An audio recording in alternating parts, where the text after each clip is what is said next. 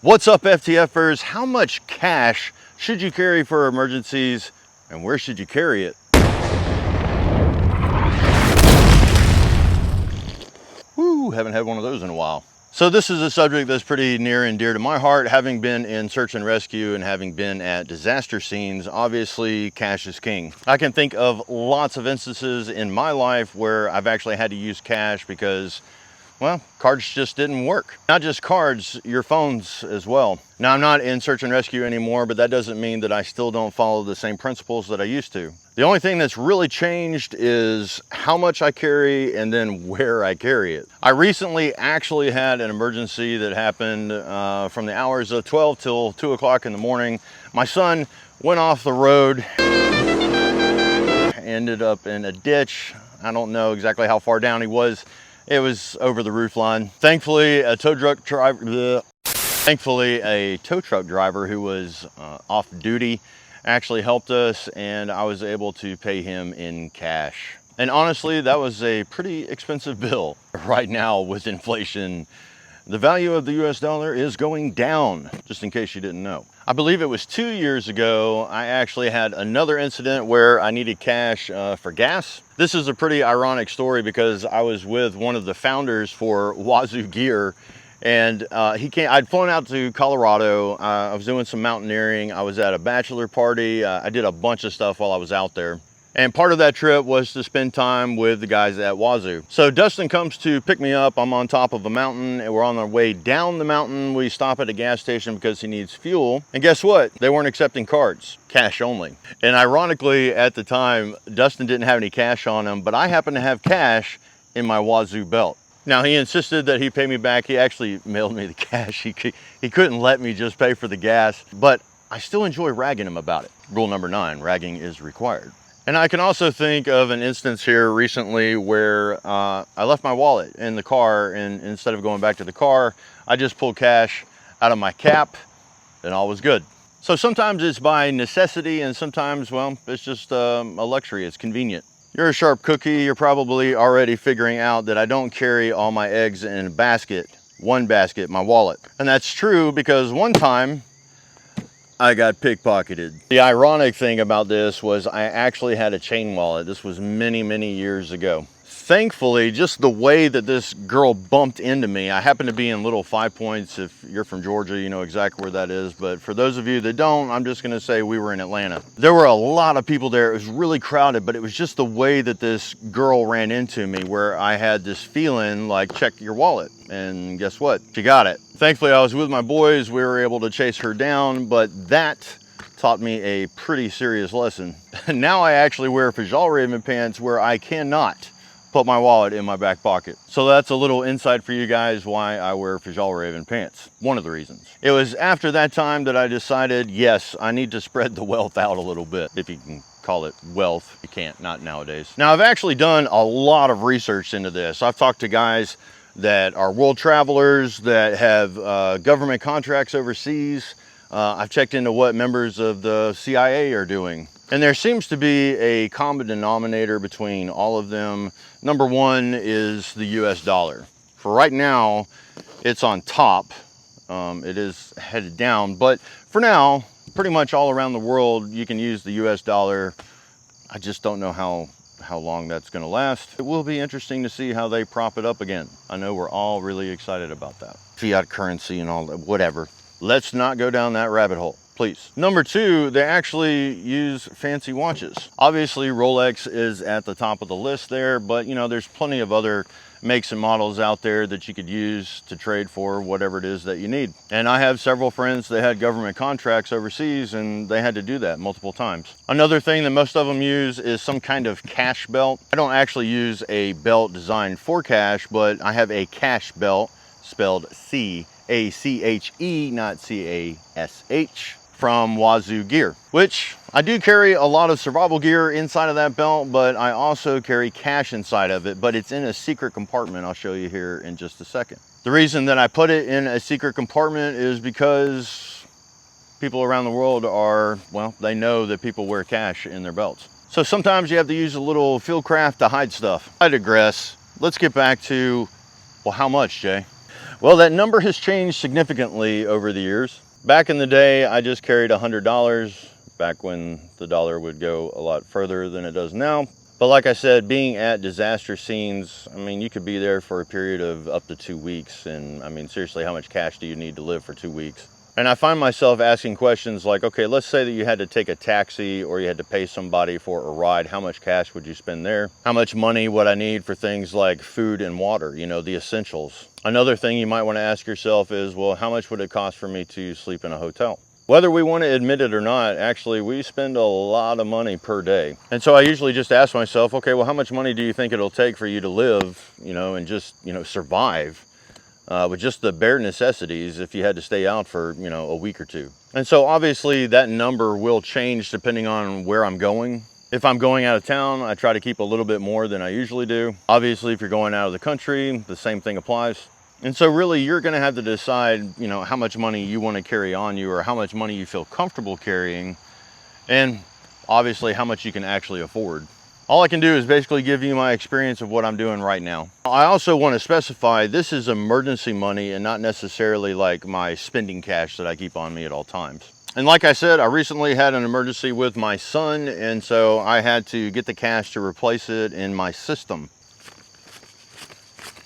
And I thought this would be a great time to just talk about this subject with you. So one tactic in fieldcraft is a distraction method where you keep money where you expect people to expect you to carry it, like in your wallet. So the first thing that I do is I typically have a couple $100 and I keep that inside of my wallet.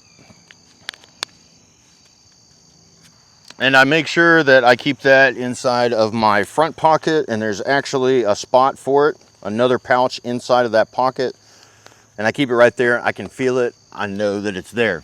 It's in my workspace if I got to go to work, you know what I'm saying? But like I said, a lot of people realize that, you know, if you're out of country, you may not just have money inside of your wallet, you're probably going to have on a cache belt as well.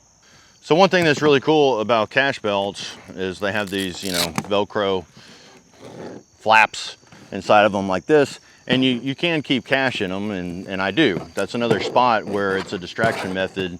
So there's visible cache inside of the belt. But check this out. Here's something that's really cool. So inside of the Wazoo Cache Belt, if you take the buckle off, and this end right here, you'll notice it's open. You'll see that there's a stitch line right here. So if I take this Wazoo Cache Belt and I insert the end of it like so, and then I snap that in, inside of right here, hidden, is where I keep the cache. So typically what I do is I fold the cache like this, and then I insert it into the belt like this.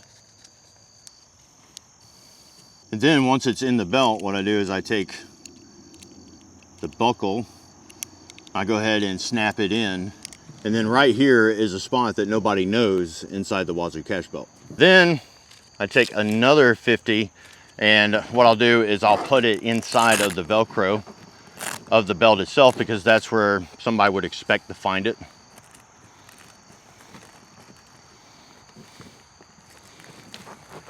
And then boom, I've got $100 in my belt.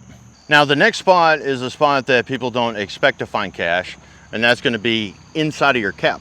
So inside of this cap, inside of this one, I just brought this one so I could show y'all easily. There's actually 6 hidden pockets inside of here. And what I'll do is I'll keep an additional $50, but this time I break it down. I have 10s, 5s, and 120. This one's pretty simple. I just fold it up like you would, you know, cash to keep in your pocket. Then I put it inside of one of these pockets right here. Boom, just like that. And you can't see it. It doesn't print. Nobody even knows that you have it. The last place that I keep cash is in an unconventional place that I don't think anybody would actually look, and that's inside of my watch. So inside of my watch, I keep this little thing. It's by True Prep. That thing's dirty. I need to clean it off a little bit. But inside of it is a cash stash. It has this little pin device right here. It's a clamp actually. And what I can do is I can fold the cash out inside of this, and then I can put it inside of the capsule. See if I can get that and show y'all. You put it into the clip like that, and then you roll the cash. Kind of hard to show. I just roll it on the little clip. There we go. There's a $100 bill rolled up.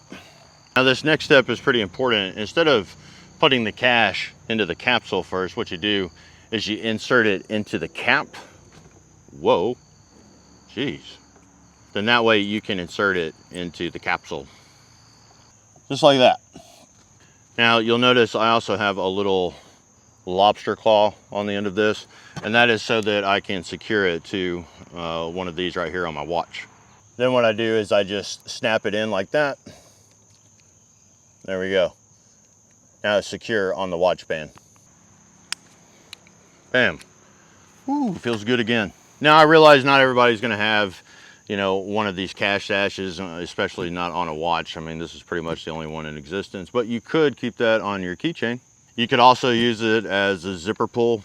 And there's lots of other places in fieldcraft where you can hide it. Some people use like the hem of their pants. Some people stuff it in their socks or in their shoes. As a matter of fact, if you have a place that you hide cash, why don't you get in the comment section and share with us. Now, what's important to me is that I have different denominations of bills. I don't have any ones on me, but I do try to keep a large bill, some of the mid stuff, and then, you know, 10s or 20s, 10s, and 5s.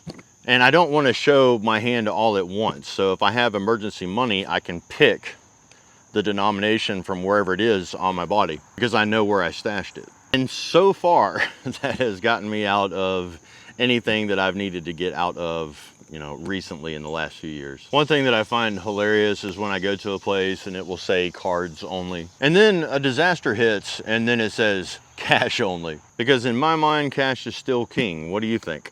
Now this is my everyday carry cash emergency fund. I know my grandfather, he used to keep, you know, several $100 bills that were just pancaked. I mean, they were pancaked. He never touched it inside of his wallet for emergencies. That was back then. I mean, that was, you know, 40, 50 years ago. And honestly, I'm still carrying what he carried, actually a little bit less. But so far, I haven't had any emergency where I needed over $450. And typically, I will have cash on me as well, which I keep on a money clip in my pocket, not the same pocket. I've also got hiding places inside of my bag, and then I've got hiding places inside of the Jeep as well. So get in the comment section, let me know what you think about it. How much money should you carry, and where are the awesome secret places that you keep your secret squirrel stash? So if you're hunting smack digging, like, share, subscribe, hit that notification bell, and until next time, y'all, keep fueling those fires. If you carry a firearm and discharge your weapon in self-defense, you could face hundreds of thousands of dollars in legal fees and expenses. So carry the protection of CCW Safe, Self-Defense Legal Services membership. Upfront payment of all criminal and civil defense costs with no out-of-pocket for members.